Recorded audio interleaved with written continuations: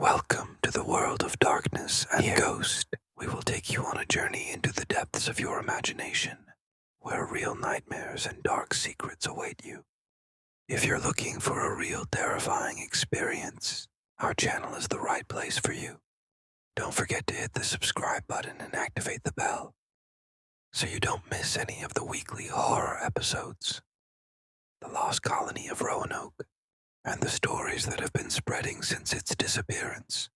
400 years ago, the story of the Lost Colony of Roanoke is one of the most famous mysteries in history. For good reason, it involves pirates and wrecked ships, magical skeletons, and family drama, and it contains an ongoing question that has puzzled historians for 400 years. How did 117 people disappear? The story of the Lost Colony of Roanoke is one of the most famous mysteries in history. For good reason, it involves pirates and wrecked magical skeletons and family drama, and it contains an ongoing question that has puzzled historians for 400 years. How did 117 people disappear just 2 years after? So Walter Raleigh founded the English colony of Roanoke in present-day North Carolina. It vanished forever in August 1587 when its entire population vanished. Although recent research has uncovered some intriguing clues, the story of the lost colony of Roanoke Island remains shrouded in mystery to this day. Roanoke Colony. Before anything happened at the year in 1587, under Queen Elizabeth I, England is strong and prosperous. Shakespeare is riding in the taverns of London, so Francis Drake is leading bold attacks against the Spanish, and an educated urban population is looking forward to the new frontiers of the America. Among those drawn to the promise of the New World was John White, a gentlemanly photographer and draftsman with a passion for new land. He had already visited North America, though the experience was so difficult that many were surprised he would ever return. 3 years before the famous lost Roanoke colony voyage, White was a draughtsman on Ralph Lane's ill-fated expedition of 1585, an expedition so poorly executed that it was a miracle that anyone returned unscathed. White was aboard the Tiger when it stumbled upon a rock structure on the North Carolina coast, destroying most of its food supplies in the process. Rather than befriend the locals, the admiral on the mission looted and burned an Algonquian village in search of a lost silver cup, believed to have been shot. The admiral then departed for another adventure, leaving Lane, White, and about 100 other men stationed on nearby Roanoke Island, with the understanding that he would return to supply them soon. This was a disastrous move. The Roanoke settlement was attacked by natives, and although the settlers managed to defend themselves, it was the last straw for many when Francis Drake miraculously appeared and offered to help them return to England. A large number of them decided to take advantage of the rest, except for a small band of 15, left to maintain England's merchant ships that appeared the following week and never looked back. But White was different. Despite his return to England, he was still so excited by the promise of the New World that when a second voyage to the region was proposed to him, he was asked to join, this time as a possible future governor of the colony. He didn't just say yet. He convinced his own family, his pregnant daughter and her husband, to join him on this dangerous journey, along with 115 other people seeking adventure and a new home in the New World. The early days of the Roanoke colony, the group that set out for North Carolina the second time, was very different. The 1587 voyage, unlike the previous one, included women and children, and its members were more interested in settlement and a new beginning than an exploration like the settlers of 1585. They found themselves in the trouble from the moment they touched land. First, their new lives began about 100 miles off the planned route. The homestead was supposed to be a fertile spot in the Chesapeake Bay area. However, the ship's navigator, who had to stop at Roanoke Island to check on the 15 men left behind by White's previous expedition, allegedly refused to proceed. He told the settlers that they could stay on Roanoke It was enough for the previous group, so the settlers, wearily eyeing their new home, headed inland to track down what remained of the old settlement. The answer was confusing. There were bones. The 15 men of White's original expedition died in a coordinated attack by Indian warriors, leaving behind a ruined settlement and poor relations with the North Carolina tribe. It was not a good start, and the following weeks saw little improvement. The beginnings of new relations with the American Indians in the area was soured when White's men made a dawn raid on the wrong tribe scam, wounding the friendly Indians and making them less tolerant of the Roanoke settlers. A brief glimpse of hope came with the birth of White's granddaughter, Virginia Dear, who, in August, became the first English child born in the New World. But the excitement of the moment faded as the settlers looked again at their supplies, which were disappearing at an alarming rate. If things continued this way, they were unlikely to survive the winter, where still there was little help coming, except for the ships that would stop at Roanoke Island to supply supplies when no one was supposed to be. The settlers had told everyone that they would join the previous group and head for the Chesapeake Bay. It was unlikely that they could count on the American Indians for help. As relations had deteriorated so bad, there was only one thing John White had to do: return to England to announce their removal and bring back supply. White was reluctant, and not just because he did not want to leave his daughter and young granddaughter. He had two fears competing in his mind. He did not want people in England to call him a coward for abandoning his fledgling settlement, and second, he did not want his property to be damaged while he was away. None of these fears suggest that White fully understood the gravity of the situation. In the end, the settlers were able to convince the reluctant White that they would take care of his thing, and he traveled with the urgent boatman, confident that he would return with supplies before the first snow. John White's returned to Rome, but John White did not return that winter or the next. He was absent for nearly 3 years. It was not his fault that he could not return. When he arrived in England after a bad voyage, Queen Elizabeth I received information that Spain had built a formidable fleet with the sole purpose of conquering England. Knowing that she would have to face the Spanish in a naval battle, she issued a decree prohibiting English ships from leaving port. All ships might be needed in the near future. White was in despair, and after nearly a year of desperate search, he finally found 2 small, dilapidated ships that were unfit for use in England's defense. He succeeded in convincing their captains to risk crossing the Atlantic against their will. But the 2 seaworthy ships barely reached Roanoke Island.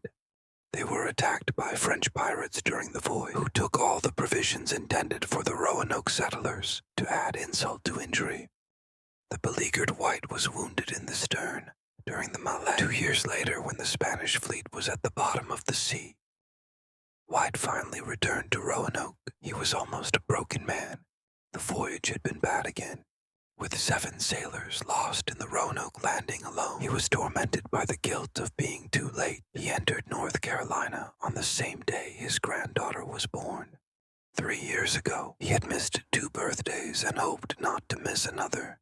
But when he arrived at the settlement, in an eerie echo of the settlers' discovery 3 years earlier, he discovered that Virginia was not there, and no settlement was overgrown again, and the houses had been dismantled and torn down. On a tree, White found the letters CRO carefully carved into the bark, but apparently abandoned before the word was completed. Even more revealing was the inscription on an old military tower. CROAN.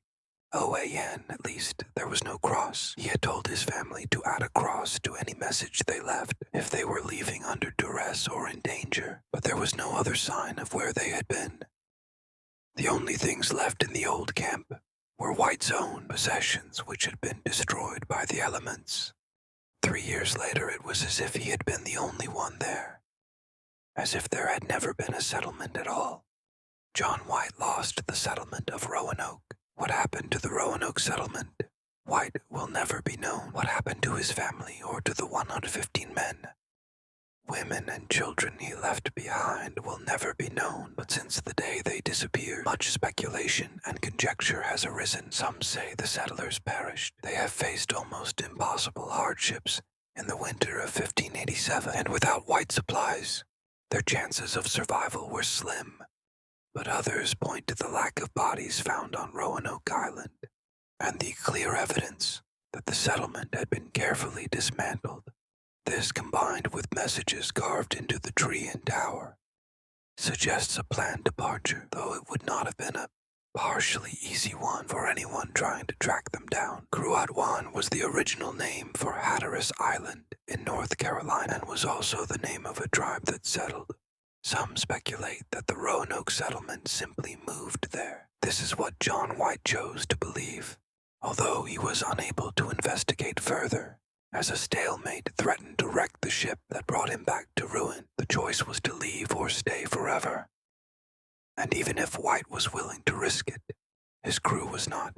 Despite White's repeated appeals to the leaders of the navigation community in England, he was unable to return to the New World, but others did in 1607. The Jamestown settlement, which was a much more successful operation, asked friendly tribes about its unfortunate predecessor. The settlement leader, John Smith, was told during a conference with the chief of the tribe, Powhatan, that the Roanoke settlers had merged with a tribe that the Powhatan had killed in intertribal warfare, and that the settlers had been killed. This news reached England in 1609 and for many years was considered the accepted date for the settlement. The lost Roanoke modern historians are not convinced. Some believe that John Smith misunderstood his conversation with Powhatan. They point out that the chief was talking about the original 15 Roanoke settlers, not the 100. 17 later, settler 400 years of confused history followed. In the years after Roanoke disappeared, some new settlers occasionally reported seeing Europeans living among the tribal settlements. Though their stories vary, others discovered tribes using strange, European-style home-building techniques, or later gray-eyed inhabitants who spoke English. Although one of these stories turned out to be a hoax, others provided convincing evidence of coexistence with Europeans, who appeared to have preceded the Jamestown settler. In the 19th century, several tribes in North Carolina claimed to be descendants of the lost Roanoke settlement, but as the years passed, any claims became almost impossible to verify. Then there were the lies that further muddied the record, most famously, the discovery of the deer stones in 1937 by California tourist, who claimed to have found a stone bearing an inscription of Eleanordia, daughter of John White. More people in the North Carolina and Virginia area then came forward with a collection of 47 more stones, documenting a complex history. Eleanor and the settlers fled the area after a deadly clash with Native Americans, then found shelter with another tribe as far away as Georgia. Eleanor later married a tribal chief and died after giving birth to her daughter. The stone initially generated a lot of interest in the archaeological community, but a sharp-tongued journalist noted that it didn't seem logical that someone would carry stones weighing about 20 pounds each, the long distance from Atlanta to North Carolina. Most damning of all, he also noted that all of the people who found the stones knew each other, and one of them was a stonemason who had recently suggested that visitors pay to see the stones that finally solved the mystery of the lost settlement in Roanoke. One member of the group had a history of forging Native American artifacts. Eager academics withdrew the stones, and the issue was ignored, until a recent study brought the deer stones back into the public light, or more specifically, one of the deer stones of the group. The first stone showed signs that it might not be a forgery at all, although it requires further examination. The debate has been reignited by the Elizabethan spelling on the stone if the inscription is authentic. It suggests that 117 members of the Roanoke settlement moved inland. As they indicated, where all but 7 died in Native American attacks and disease. In the years after White's departure, Virginia and Anonized, there were among the dead, meaning that John White led his family to their deaths in the New World, and neither he nor his granddaughter ever celebrated their 3rd birthday. Today, the search for the truth continues. Excavations on Hatteras Island, formerly known as Croatoan, have yielded intriguing archaeological finds, but none that can be conclusively attributed to the Roanoke settlers. Many suspect that 400 years of coastal erosion have led to a lack of evidence. What was there to find, they say, is now underwater. The discovery of a mysterious correction in one of John White's maps has given new hope to archaeologists, who believe that the symbol, covered in paper, visible only when the map is held up to a light source, may indicate a secret settlement, but others have taken a different bar, searching for clues in the DNA of present-day resident. They invited people with Native American ancestry, and those with names that match those of the Roanoke settlers, to submit their DNA samples for genetic testing in an attempt to solve the mystery once and for all. If their efforts are successful, the lost Roanoke settlement may eventually be found, ending John White's 400-year search for the men and women who disappeared in the jungles of the New World.